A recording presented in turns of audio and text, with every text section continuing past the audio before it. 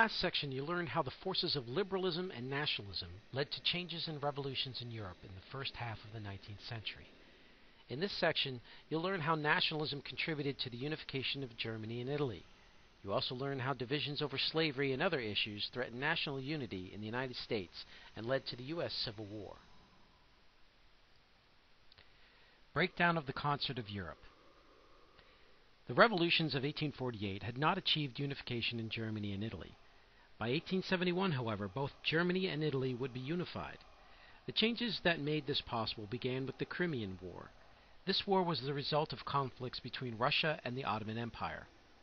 The Ottoman Empire had long controlled much of the territory in the Balkans and southeastern Europe. Russia was interested in expanding its territories into the Ottoman lands in the Balkans. In 1853, the Russians invaded the Balkan provinces of Moldavia and Wallachia. In response, the Ottoman Turks declared war on Russia.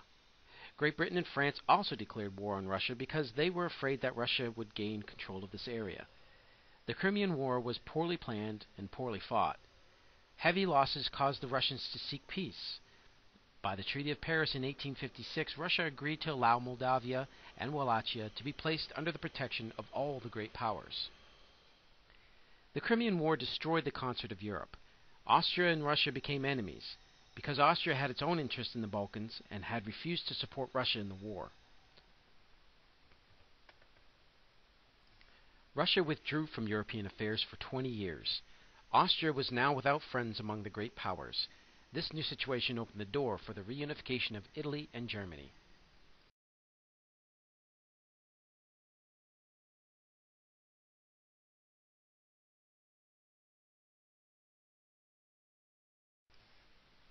Italian unification.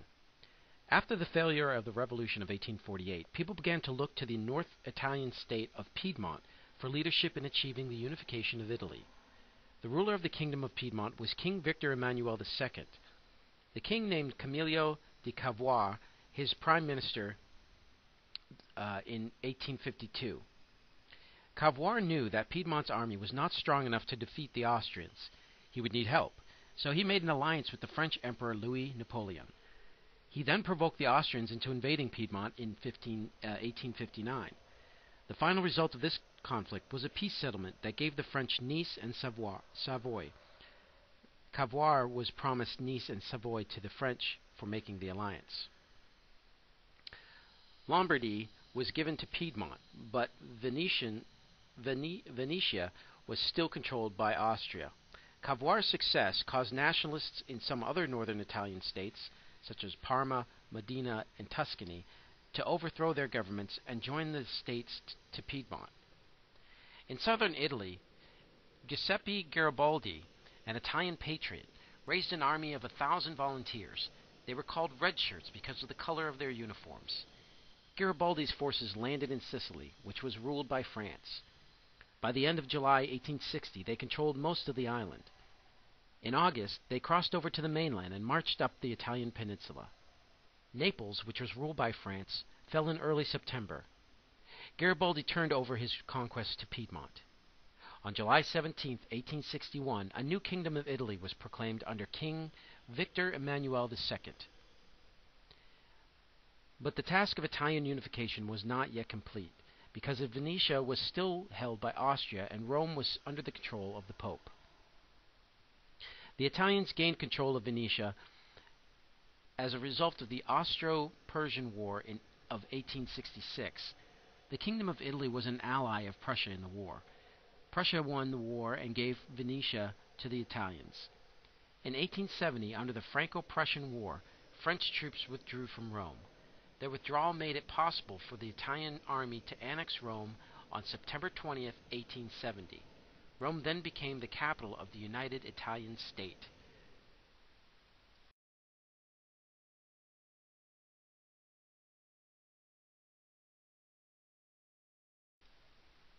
German unification. After the Frankfurt Assembly was unable to achieve German unification, Germans looked to Prussia to take the lead in this cause. Prussia had become a strong and prosperous state. It was also known for its militarism, or reliance on military strength. In the 1860s, King William I tried to enlarge the Prussian army. When the Prussian legislature refused to levy new taxes for the army, William I appointed a new prime minister, Count Otto von Bismarck. Bismarck is known for his practice of realpolitik, the politics of reality. Politics based on practical matters rather than on theory or ethics. From 1862 to 1866, he governed Prussia without the approval of the parliament. He collected taxes and strengthened the army. He also followed an active foreign policy that soon led to war.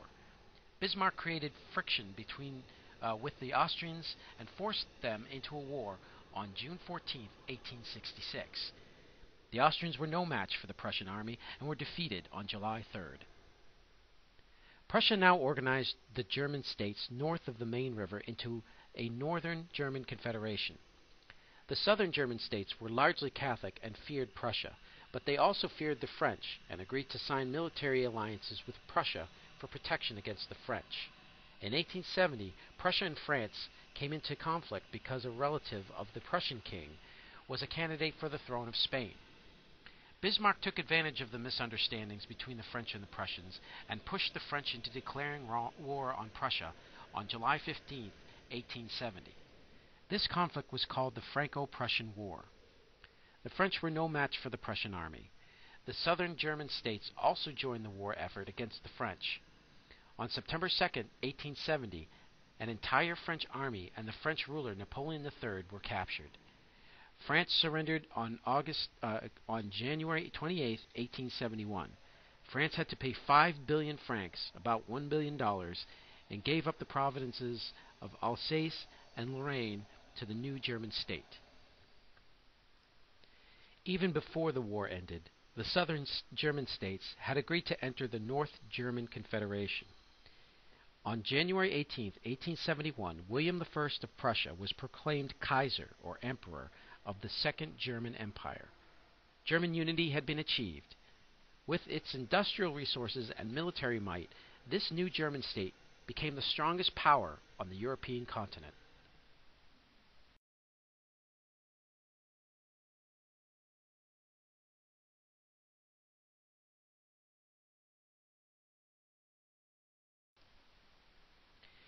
Nationalism and reform in Europe. In 1832, the British Parliament passed a bill that increased the number of male voters. The new voters were mainly members of the industrial middle class. By giving the industrial middle class an interest in ruling Britain, Britain avoided revolution in 1848. In the 1850s and 1860s, Parliament continued to make social and political reforms that helped the country to remain stable. Another reason for Britain's stability was its continuing economic growth. After 1850, the working classes began to share in the prosperity. Wages for laborers increased more than 25% between 1850 and 1870. The British feeling of national pride was well reflected in Queen Victoria. She ruled from 1837 to 1901, the longest reign in English history. Her sense of duty and moral responsibility reflected the attitude of her age, which is known as the Victorian Age. In France, Louis Napoleon asked the people to restore the empire. In this plebiscite, 97% responded with a yes vote. On December 2, 1852, Louis Napoleon became Napoleon III, Emperor of France. The Second Empire had begun. The government of Napoleon III was authoritarian. He controlled the armed forces, police, and civil service. Only he could introduce legislation and declare war. There was a legislative corps that gave an appearance of representative government, but its members could not initiate legislation or affect the budget. Napoleon III completely controlled the government and limited civil liberties. Nonetheless, the first 5 years of his reign was a huge success. Railroads, harbors, roads, and canals were built. Iron production tripled. Napoleon III also carried out a vast rebuilding of the city of Paris. In the 1860s, however, oppositions to some of Napoleon's policies grew. In response, Napoleon III gave the legislature more power. In a plebiscite held in 1870, the French people gave Napoleon III another victory. After the French were defeated in the Franco-Prussian War, however, the Second Empire fell. At the beginning of the 19th century, Russia was overwhelmingly agricultural and autocratic. After the Russians were defeated in the Crimean War, Tsar Alexander II decided to make serious reforms. Serfdom was the biggest problem in Tsarist Russia. On March 3, 1861, Alexander issued an emancipation edict that freed the serfs. Peasants could now own property and marry as they chose. The government provided land for the peasants by buying it from the landlords, but there were problems with the new land system. The landowners kept the best land for themselves, so Russian peasants did not have enough good land to support themselves. Alexander II attempted other reforms, but soon found that he could please no one. He was assassinated in 1881 by a group of radicals. His son, Alexander III, turned against reform and returned to the old methods of repression.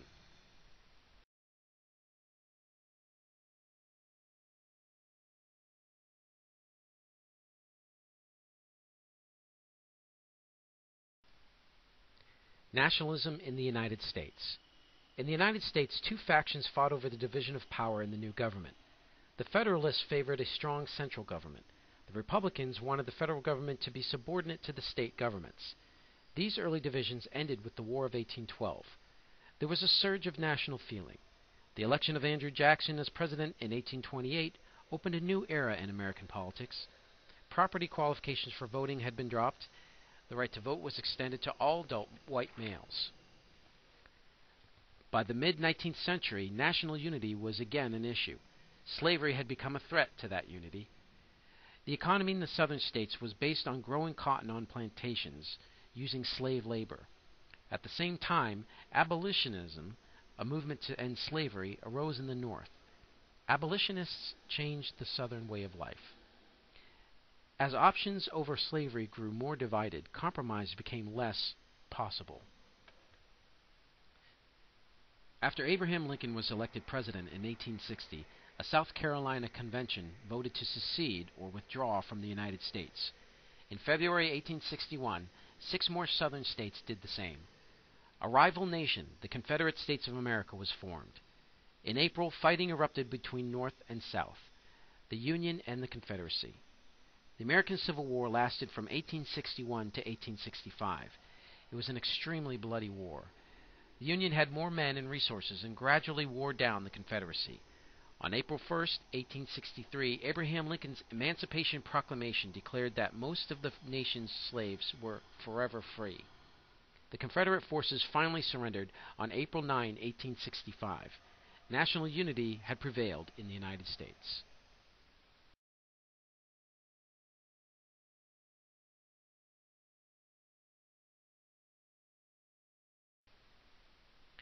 The Treaty of Paris in 1763 gave Canada to the British. By 1800, most Canadians wanted more freedom from British rule. But there were serious differences among Canadians. Upper Canada, now Ontario, was mostly English-speaking, and Lower Canada, now Quebec, was mostly French. In 1840, the British Parliament formally joined Upper and Lower Canada into the United Provinces of Canada. Canadians began to push for self-government. John Macdonald, the head of Upper Canada's Conservative Party, was a leader in this cause. The British were afraid of losing Canada to the United States and finally gave in to Canadian demands.